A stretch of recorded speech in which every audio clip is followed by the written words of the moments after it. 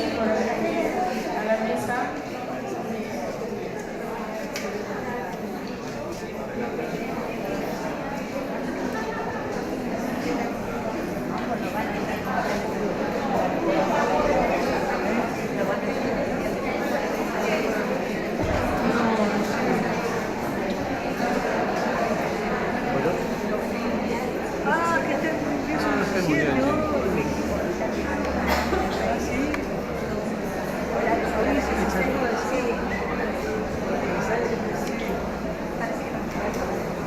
Espero que no.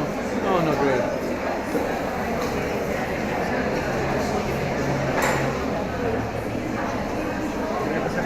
Dale, compañero.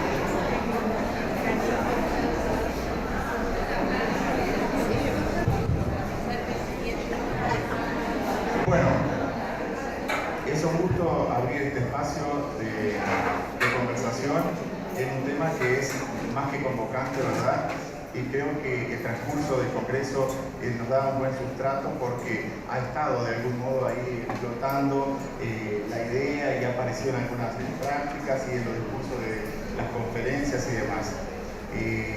La dinámica es disponer de unos 45 minutos, ¿verdad? Vamos a tratar de ser muy cuidadosos del tiempo porque sabemos que aparecen esos carteles terribles por allí.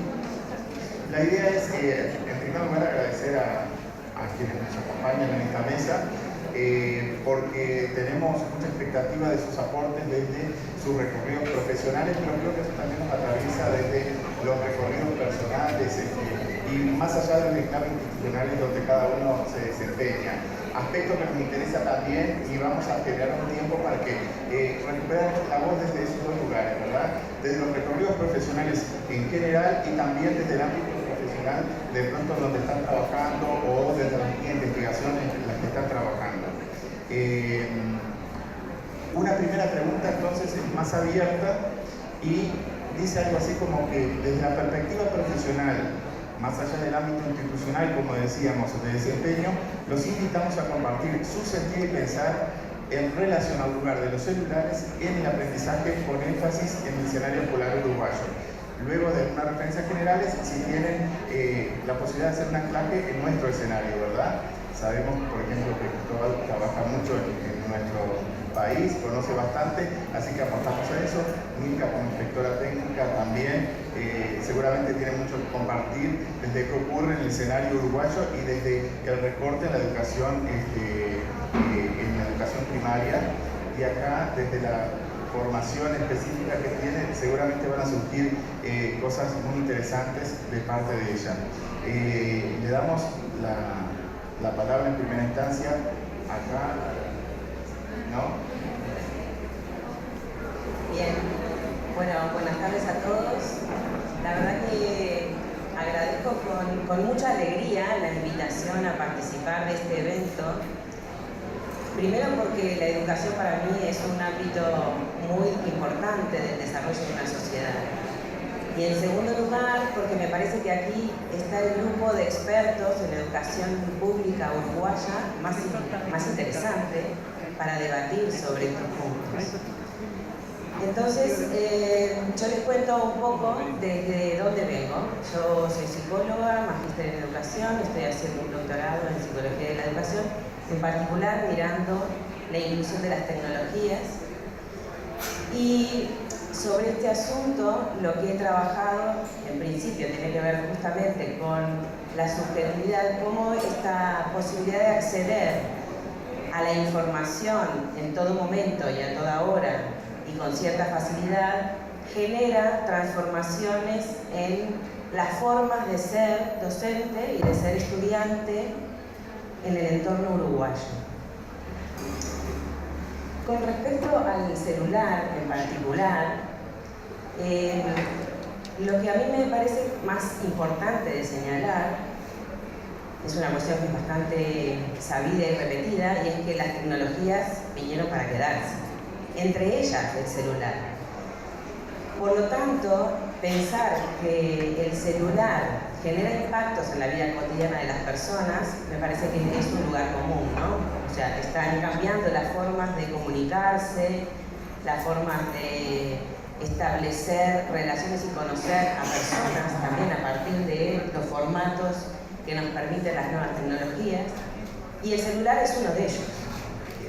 Entonces, lo que yo les quiero transmitir respecto del celular es lo mismo, ¿no? El celular está aquí, llegó para quedarse, y la tendencia es que la presencia del celular en todos los ámbitos de la vida va a ser tan natural como el manejo de la hoja y el lápiz, y por lo tanto, quizás la pregunta no sea tanto si el celular tiene que estar presente o no, sino el para qué, el cómo y en qué contextos.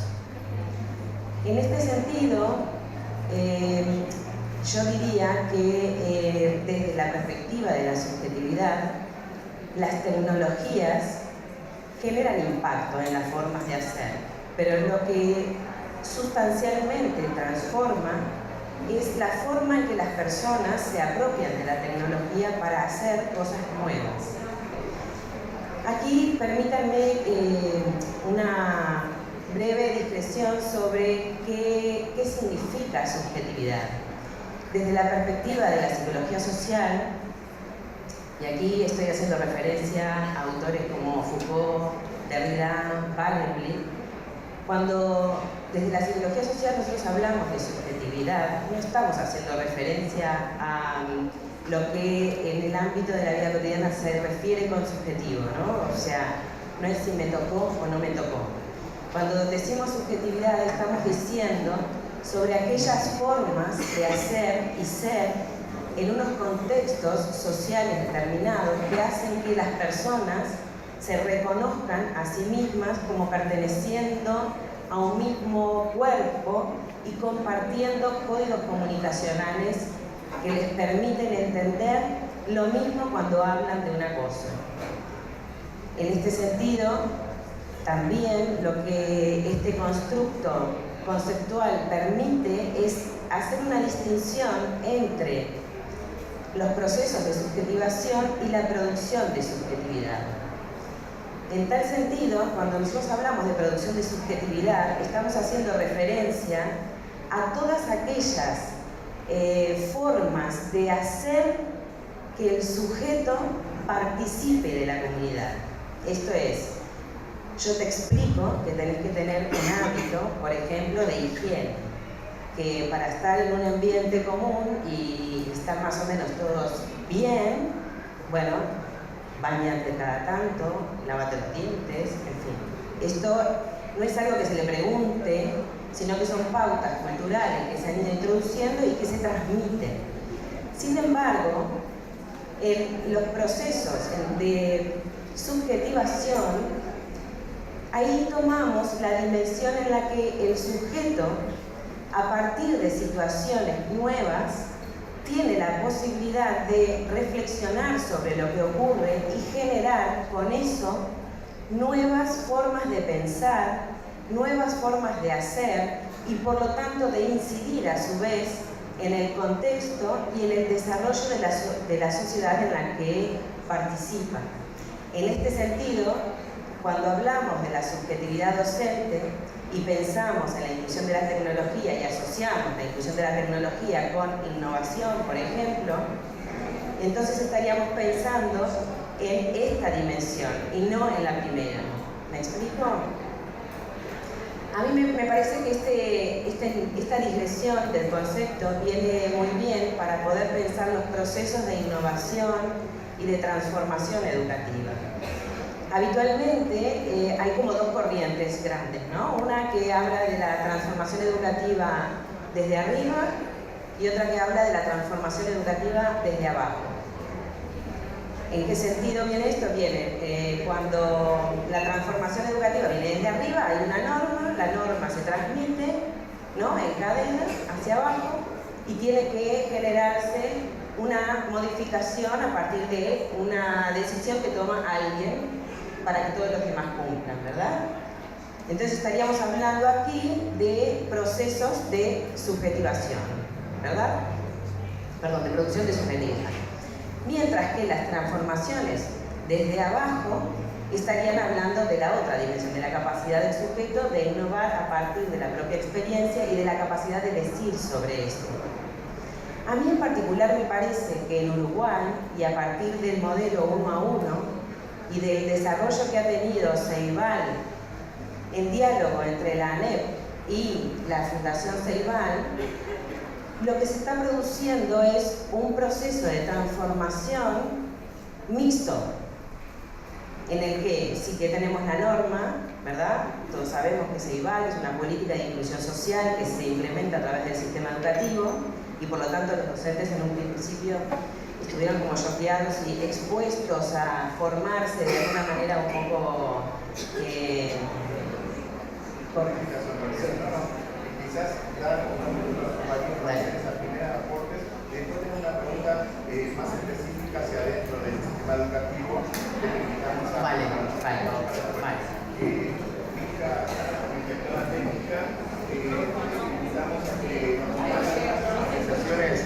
Invitamos a Milka a que nos comparta algunas apreciaciones iniciales, para luego también ir una pregunta directa hacia su ámbito de trabajo. Bien, para mí, desde el lugar que estoy y como principalmente como persona integrante de esta sociedad, es un tema que me moviliza hace mucho tiempo. Me moviliza porque recibimos las opiniones de los docentes cuando visitamos las escuelas o cuando los compañeros que trabajan con nosotros las hacen llegar, cuando nos encontramos en diferentes ámbitos, y pienso que ubicándonos proactivamente estamos en la etapa de generar más preguntas que respuestas, lo que no significa que no las busquemos. Como pregunta macro, a mí me parece importante pensar desde el lugar de la educación y desde la educación pública cuál es la idea de educación que está detrás del uso de las tecnologías y en este caso en particular de los celulares. ¿Qué estamos pensando cuando pensamos que los celulares deben instalarse formalmente en nuestras aulas? Que no lo están, ¿verdad? Eso también lo vamos a conversar ahora un poco más en la segunda parte. Pero sí podemos ir pensando qué clase de educación nosotros queremos para nuestros estudiantes, qué personas queremos formar, personas dependientes, personas liberadas. ¿Son los celulares los que nos hacen dependientes o liberados? Toda la responsabilidad está en ese objeto al que a veces tememos y otras veces aceptamos con mucha naturalidad. Creo que desde mi lugar yo pienso que el celular tiene que entrar en las aulas. Eso no lo pongo en discusión. ¿Por qué tiene que entrar en las aulas? Porque, como decía la compañera que me antecedió, está presente en la casa, en la calle, en la academia, en el Estado. Entonces sería un retroceso que la educación pública y la educación uruguaya cerraran las puertas al celular. Y ya por diferentes intersticios hemos visto en las ferias ceibales, por ejemplo, cómo ha estado presente sin que haya una autorización expresa. Ahí se cruza la normativa y lo que sucede más allá de la normativa. Por otro lado, creo que surge un compromiso ciudadano bien importante del uso de los celulares. La sociedad toda lo está usando.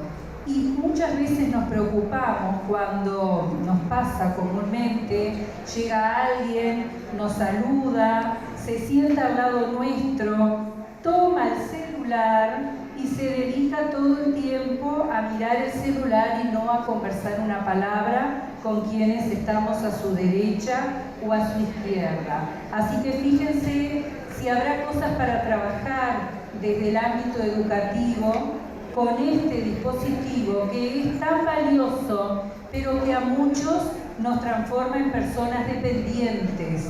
Y no es eso lo que la educación y el Uruguay todo está necesitando. Entonces creo que debe haber una fuerte apuesta desde lo educativo para que no se generen esos miedos, esas frustraciones, esos temores que muchos sienten cuando les decimos que bueno, que ahora estamos trabajando en pos de la inclusión del celular en las aulas. Así también encontramos otros que tienen una total apertura, que lo esperan con expectativa, que lo consideran valioso. Bueno, todos esos aspectos la educación los tiene que tomar como punto de partida para reflexionar sobre ellos. Me interesa entonces pensar sobre todo en un uso reflexivo. Eso es lo que nos importa en la integración de este dispositivo.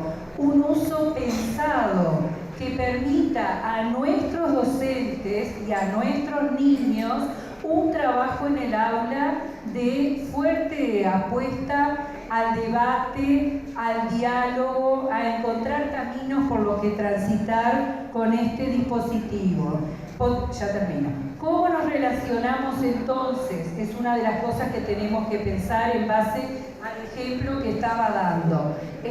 Pensamos que el manejo de los espacios es algo que tenemos que reflexionar porque refiere a la comunicación y la comunicación refiere a la interacción con el celular. El otro aspecto que me parece relevante es el tema de la creatividad. ¿Para qué queremos un celular?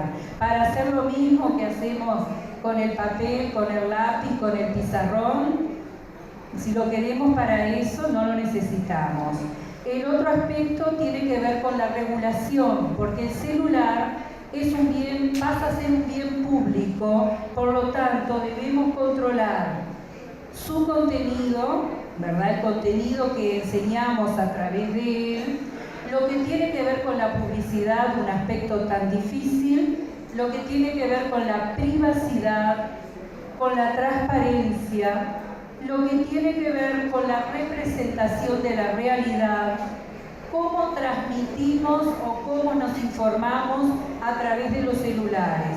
Hoy, y ya termino, a mí me generó una alerta cuando escuché de que en algunas de las propuestas tan valiosas que hemos visto que las escuelas realizan, pero a veces lo que transmitimos excede un poquito a lo que vemos. Escuché que se hablaba de esa interacción de trabajo en diferentes dimensiones y que ahora es eso hacia donde nos dirigimos. Yo creo que no es solo eso. Eso es el avance, es la innovación, como se mencionaba. Pero este cara a cara, este mirarte a los ojos con quien tengo al lado o enfrente y este interactuar presencial no tiene que desaparecer, porque vuelvo al principio, ¿queremos seres libres o queremos seres dependientes? Bueno, agradecemos a Milka en esta primera ronda. Evidentemente va quedando un rico entramado, va quedando de posibilidades del celular, de alertas, de preguntas, ¿verdad? Y recurrimos a la palabra de Cristóbal Cobos para que nos haga sus primeros aportes para luego volver con otra pregunta. Gracias, buenas tardes. Perdón, tengo que atender una llamada, me da un segundo. Sí, sí, claro. Sí, claro. Bueno, yo creo que esa escena estamos tremendamente desacostumbrados a cómo esta cajita ha venido a interrumpir nuestra vida y es difícil imaginar que hace 10 años estos dispositivos prácticamente no los utilizaba nadie, ¿no? ¿Cómo en 10 años cambió nuestro comportamiento? Yo creo que es lo más central de esta discusión.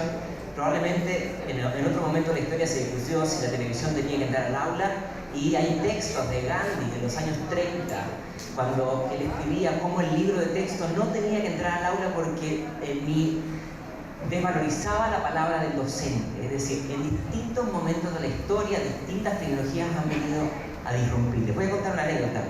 Hace un par de meses me tocó ir a una escuela de muy bajos ingresos en el sur de Washington, una escuela pública donde solamente había chicos negros.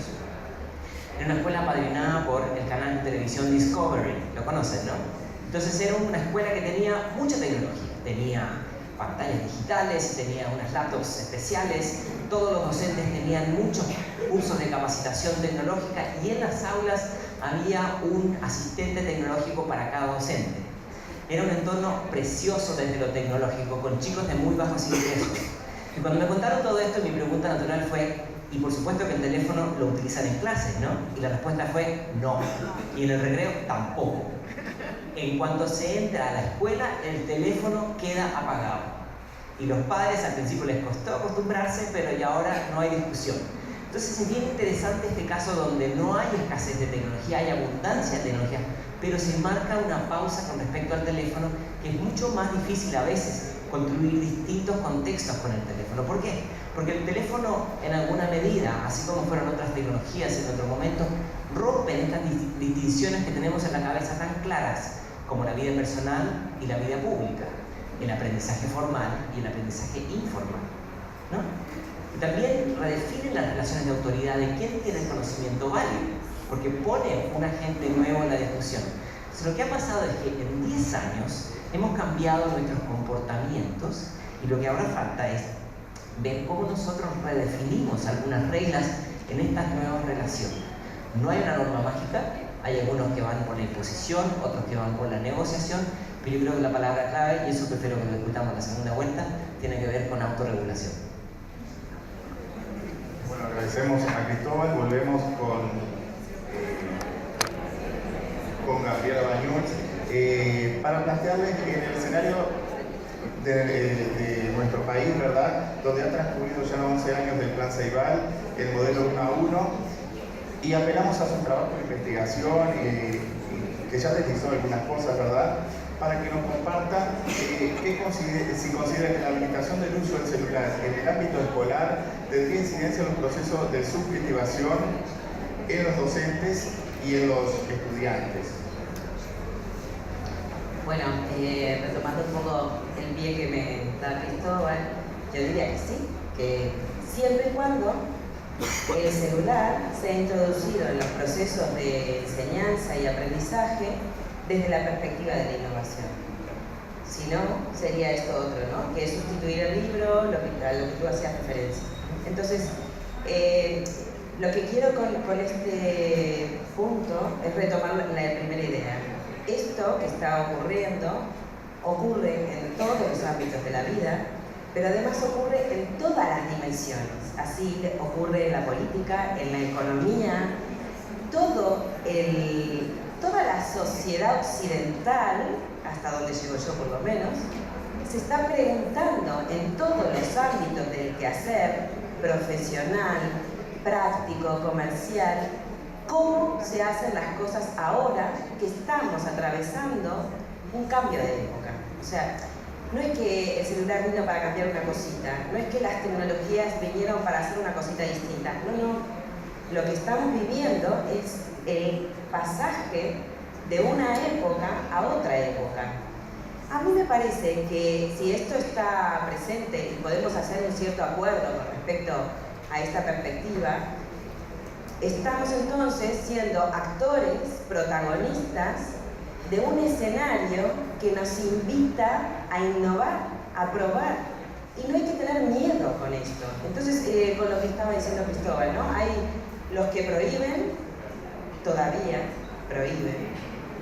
Hay los que son indiferentes y dejan que pase lo que pase.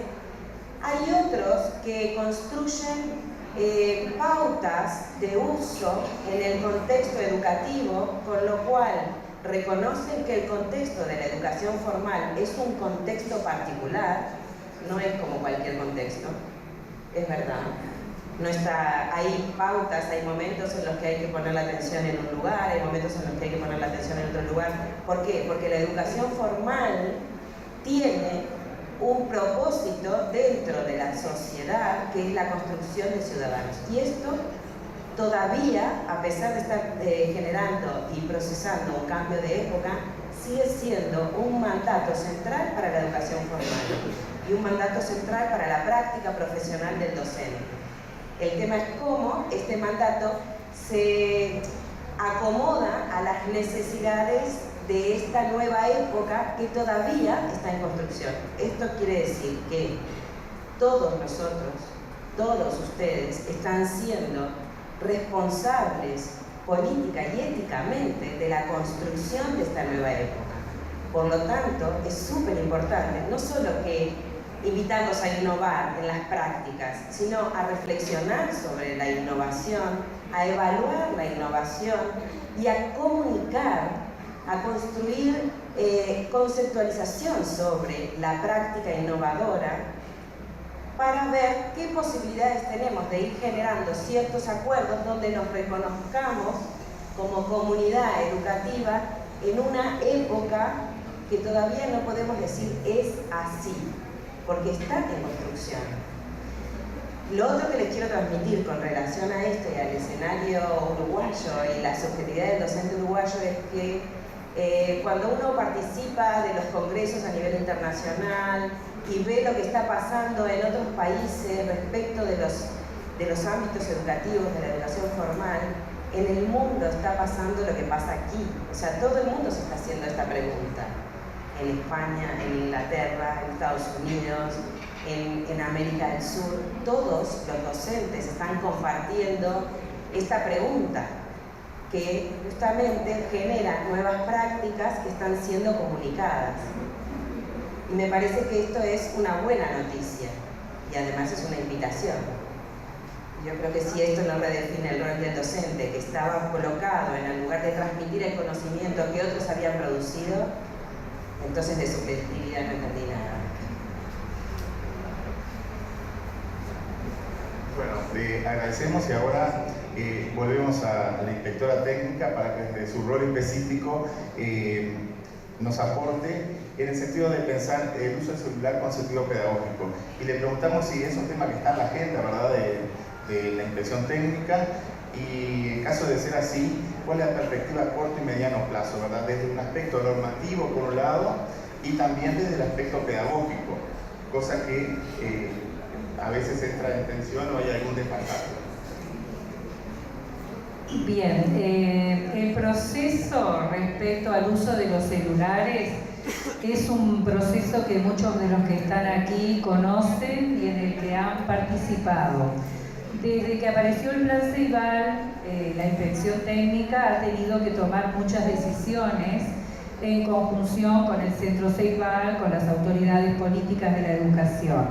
Desde el año 2016 iniciamos un proceso de pensamiento que tiene que ver con incorporamos y no incorporamos los celulares, qué pasa con la norma, y en ese proceso trabajaron los inspectores departamentales de todo el país, los coordinadores de diferentes áreas, departamentos, direcciones, los inspectores de las áreas, los inspectores nacionales y generales que nos acompañan. Fue un proceso de ida y vuelta porque fuimos leyendo, fuimos revisando la normativa, circulares 21 y 28 del 2011, que en principio niegan el uso del celular, lo restringen totalmente solo para realizar llamadas a los familiares.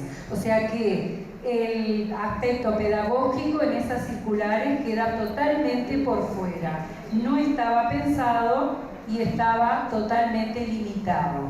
Bueno, hubo que desconstruir muchas conceptualizaciones, todos nos pusimos en la búsqueda de diferentes autores que dieran sus opiniones, vimos experiencias, fuimos trabajando y terminamos este año 2018 con una comisión específica que ha estado redactando un borrador de nueva circular que ya desde el año 17 viene siendo un borrador, pero al que siempre le estamos agregando elementos nuevos.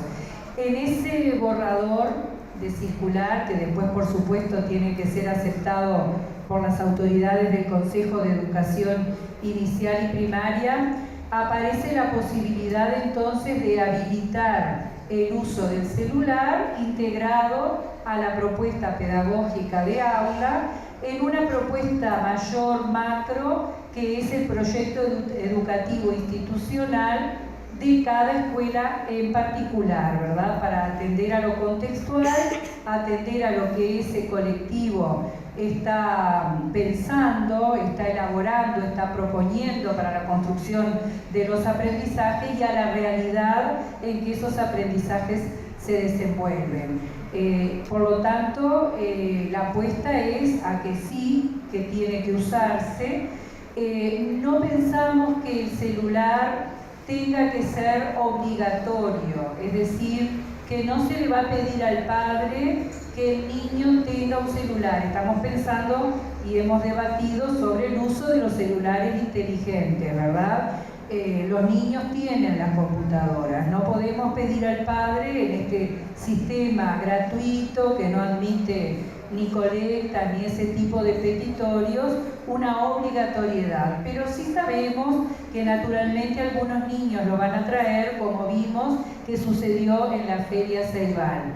Evidentemente que eso también tiene un trasfondo de colaboración, porque estamos pensando que ese dispositivo tiene que promover propuestas colaborativas donde unos con otros puedan buscar información para resolver un problema, acceder a diferentes fuentes, saber si son confiables o no confiables. Alguien mencionó hoy ese aspecto que yo recuerdo que se trabajó con mucha fuerza cuando se inició el Plan Ceibal, el de los cuidados, el de enseñar a nuestros niños qué fuentes son las adecuadas y cuáles son los riesgos, y es un aspecto que después como que perdió vigencia, por lo menos en el ámbito educativo macro, que es un aspecto que tenemos que retomar, ¿verdad? Eso también hoy me hizo un llamado de atención de que es un aspecto que tenemos que cuidar, porque no estamos pensando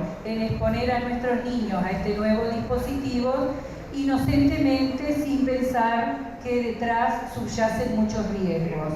Pero la respuesta de la educación es que esos riesgos se vencen si sabemos cuáles son, si sabemos que existen, si sabemos que hay páginas seguras, si eso lo comunicamos y lo conversamos con los padres, y los padres acá tienen toda la comunidad educativa. Cuando digo padres me refiero a los referentes familiares, a la comunidad educativa, a las comisiones de fomento, a los consejos de participación, a todos los que acompañan a los centros educativos. Esto no es algo que pueda quedar por fuera de ellos. Son los primeros que tienen que saber, salida la norma, de que esto se autoriza. Pero son quienes tienen que participar junto con los docentes en la construcción, piensa el colectivo que elaboró esta propuesta nueva de circular, de que tienen que colaborar en la construcción de un reglamento de uso, un aspecto que es el que nos está dando más trabajo, en el que vamos y volvemos, porque hay que pensar muy bien las palabras que representan lo que este colectivo quiere decir a través de eso que va a quedar escrito y que va a tener la fuerza de la norma. Por lo tanto, el proceso está por terminarse, no está al día de hoy la circular aprobada, pero va a salir esa propuesta hacia las autoridades políticas para que tomen las decisiones finales. También pensamos que respecto al docente, que ahí aparecen todas las crisis posibles, se manifiestan en ellos, cuando sienten esa especie de invasión, algunos, hay que cuidar al docente también en ese sentido. Por lo tanto, el docente tiene que ubicarse verdaderamente en su rol. La inclusión del dispositivo tiene que tener coherencia con su propuesta general, con sus secuencias o sus proyectos de aprendizaje. No es algo que entra y sale sin ton ni son, sino que siempre deben de estar presentes las finalidades. ¿Para qué los queremos? ¿Para qué los usamos? ¿Qué vamos a hacer con ellos? ¿Qué van a hacer nuestros niños con ellos? Y en ese sentido, entonces, el docente en el horario escolar promoverá el uso del celular. Agradecemos los aportes de Milka y damos otra vez la palabra a Cristóbal Cobos, esta vez invitándolo a que comparta desde las líneas de investigación en Fundación Ceibal, que sabemos que está muy involucrado, que comparta si ahí en ese ámbito surgen elementos que aportan a este proceso de reflexión y debate sobre el uso del celular con sentido pedagógico en el ámbito escolar, o si no aparecen elementos en ese proceso de trabajo. Porque nos parece también importante recuperar la mirada desde la investigación y cambiar un poco el foco y tomar otra distancia. Bien, muchas gracias. Hay un autor que se llama Clay Shirky que dice: las revoluciones no ocurren cuando las sociedades adoptan nuevas tecnologías, sino que ocurren cuando las sociedades adoptan nuevos comportamientos. Y en este tránsito estamos entre el cambio de adoptar una nueva tecnología y cambiar un comportamiento que es mucho más profundo. Hoy día el planeta tiene una nueva invasión, que son estos ciudadanos que son los smartphone zombies. Esa gente que está todo el día mirando el teléfono y ahora no ven los semáforos y cruzan mirando el suelo, y es un peligro. He visto que acá en Montevideo van a empezar a ponerles multas a estos smartphone zombies, y me imagino que la Intendencia va a capitalizarlo muy bien. Francia, ustedes habrán visto que este año prohibió el uso del teléfono. Lo anunció Macron cuando era candidato, tuvo mucha popularidad, ya lo implementó, y esta discusión se ha llevado a otros países. Vamos a ver un poco qué dice la investigación, muy brevemente. Primero dice que el teléfono está diseñado bajo muchas horas de observación de los seres humanos. Y a los seres humanos hay una cosa que nos encanta, que son, igual que los chimpancés, las bananas. ¿Cuáles son las bananas que más nos gustan?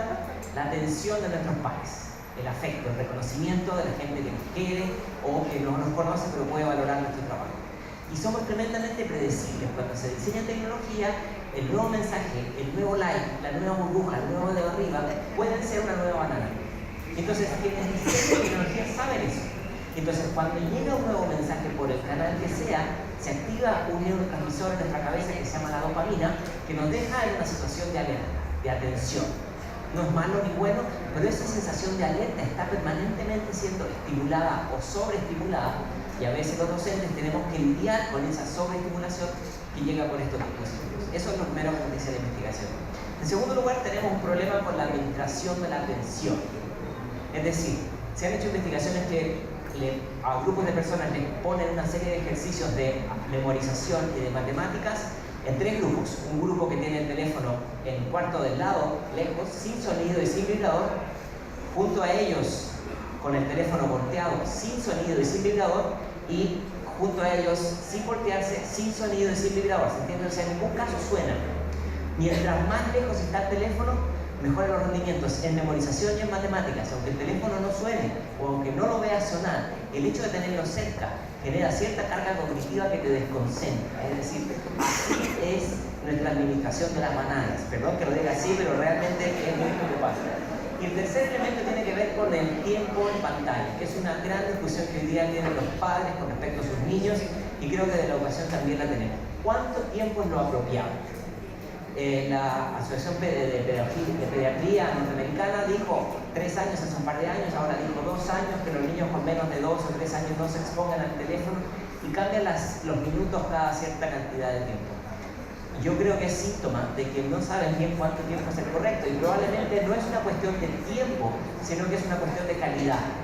Los padres no necesitan saber si tienen que dejar a sus niños 60 minutos o 1 hora o 3 horas, sino tienen que hacerse cargo de cómo es esa experiencia en línea y hablar de cómo fue su experiencia en línea. Y creo que con los docentes nos pasa parecido. ¿Cómo hacemos ese tiempo en línea de calidad? Y no si se usa el teléfono o no, sino cómo se usa y cómo construimos eso. Con esto termino.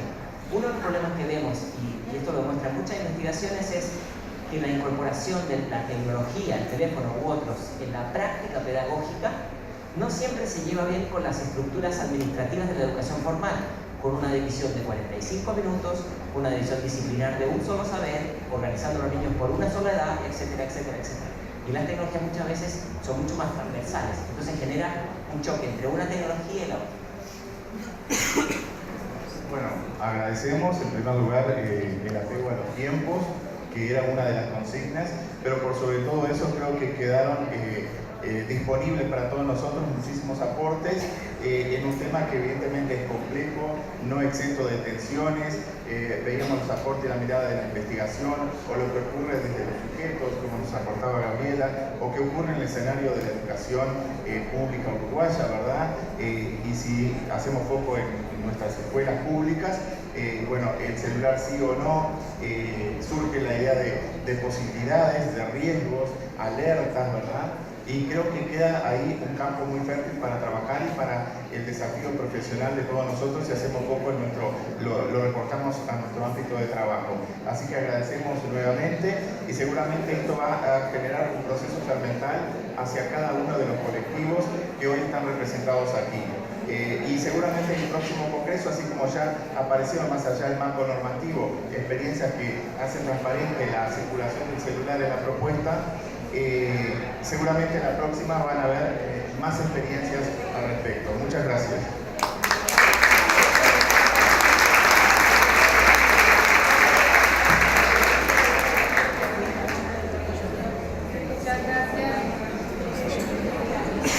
Muchas gracias nuevamente a la inspectora técnica Chica Shannon, a la psicóloga Gabriela Ayud, al inspector general Jorge Barrios, que nos ofreció de moderador.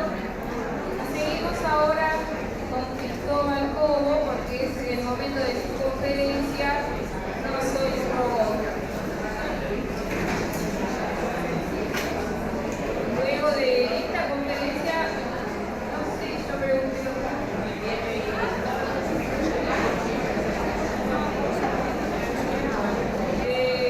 Esta conferencia de Cristóbal Cobo sería la presentación del Congreso. Como ayer igual, un aviso, no se retiren antes de presentar, que siempre nos prepara